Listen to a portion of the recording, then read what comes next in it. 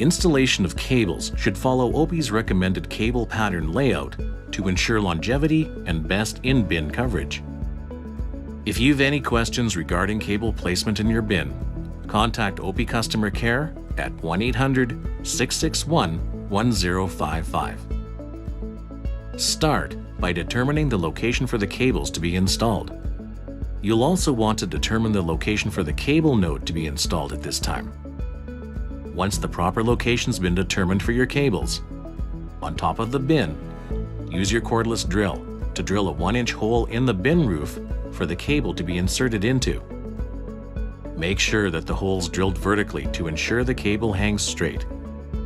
Take the cable and slowly uncoil it through the opening to lower it into the bin. Take 2 half-inch bolts and feed them up from the bottom of the cable saddle, positioning it so the saddle is either angled for a flat or 30-degree pitched roof.